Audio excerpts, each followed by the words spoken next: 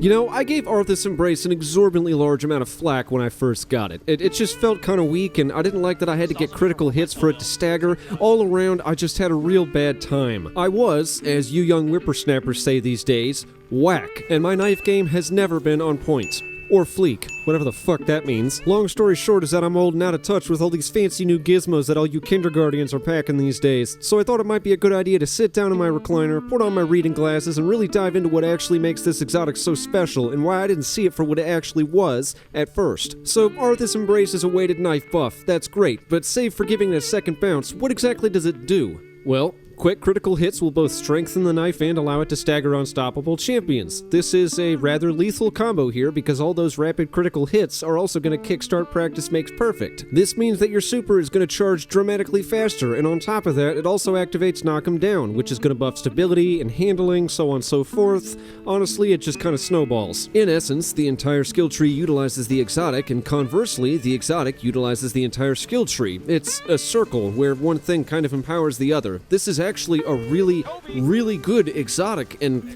I can't believe I'm saying this, but God, I hate myself. I was wrong, okay? I was wrong. There. So yeah, I 100% missed all of that at first glance. Likely because I had an ice boner over stasis for the first 2 months of this DLC. Honestly, I could end the video right there. That's the entire premise behind Arthys Embrace. It's just a general buff to the weighted knife, and that's about it. But it's what the buff does that makes it special. So now that we know how it works, let's see if we can't maybe build something nifty with it. My gut tells me Monte Carlo, because even with 100 strength and a gambler's dodge, that's still a 37-second cooldown, and that is far from optimal. On the flip side, we already know how Monte Carlo works, so I'm not going to bother explaining it. Damage restores melee energy with the random chance to fill a melee charge. End of story. But how about mods? We've got a plethora to choose from, so why don't we take a gander? If we're taking Monte Carlo, we also want to take some auto rifle targeting, a stack of radiant light on there as well for the strength buff, and bam, 10 energy well spent. Next, we'll take a stack of auto rifle loader and impact induction. We're going for a bit of a Warmind Cell explosive build here, which is why we're going to take shotgun reserves and burning cells, because we got a 7th Seraph CQC that's going to come real handy here in just a bit. After that, I snagged Invigoration, Shotgun Scavenger, and Powerful Friends. All that extra mobility is going to keep that dodge on a quick cooldown. I've got a Seraph CQC with me, so this should keep the Warmind Cells flowing. Last up, we've got Thermal Overload for the Overload champions, obviously, Pyretic Embrace for the health regen on cast, and finally,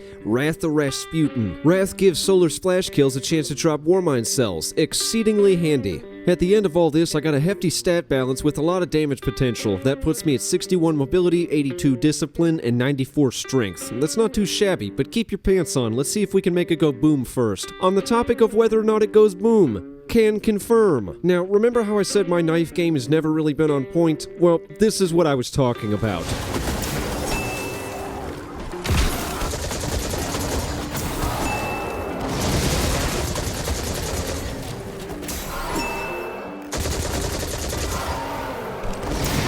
As you can see, I can't throw knives to save my life, so if you can overlook my literal knife game being at an absolute all-time low, you'll see that the knife buff offers a seemingly 10k damage jump across the board, respectively, of course. Which, in reality, is actually saying a lot because the higher damage makes it far more of a viable ability instead of just a one-and-done type thing. With the right gear, you can spam the knife, so on and so forth. That's literally what this entire video is about. You don't want to hear me talk about it, you want to see me use it, so let's take a look at it, shall we? Putting together an exotic and a skill tree is so easy that a one-legged hamster could do it, so yeah. You've got your stat mods, keeping your strength and your discipline up nice and high. In the event that your weapons fail, you've got short cooldowns to fall back on, so that's always a healthy thing to have. Monty aims and handles like a hot knife through butter, and I cannot recommend it enough. On the topic of knives, the buffed weighted knife hits so hard that I get migraines intense enough to convince myself I've got a brain tumor every time I see those yellow numbers. And that's just from the exotic. That's not taking into account any sort of external critical buffs like Divinity or Attractor Cannon. The damage potential is actually, as you young whippersnappers say these days,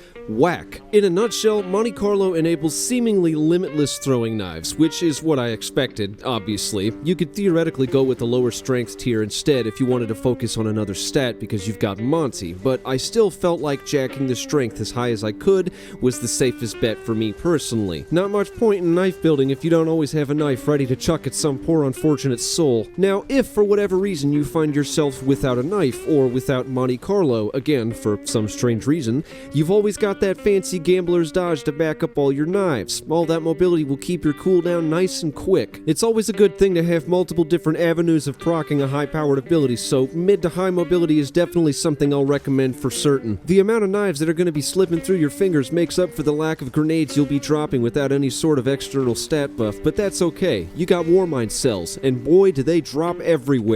That Seraph CQC is going to make those Warmind Cells drop seemingly every time you so much as breathe on something, and they're going to blow everything up, as Warmind Cells should. Maybe I'm just having lucky drops or something, but they are literally everywhere. It is incredible. I can't say for certain whether or not burning cells is making my Warmind Cells generate more Warmind Cells, but Jesus does it feel like it. And honestly, that's everything, really. Critical hits charge your super and buff your knife, and boy does that knife hurt. Critical kills from any source increase your handling and stability, so on and so forth. That includes the golden gun and the knife. Your grenades have a chance to drop Warmind Cells. Your shotgun has a chance to drop a plethora of Warmind Cells. Everything explodes. Everything is on fire. Solar damage. Yada yada yada. You get what I'm saying here. This is just all around a buttery smooth experience, and I have fallen in love with this exotic somehow, some way. And if you haven't tried it just yet, or you had the same reaction I had when you first saw Arthys Embrace, just go do it now. Go get the exotic and give it a shot for yourself. Honestly,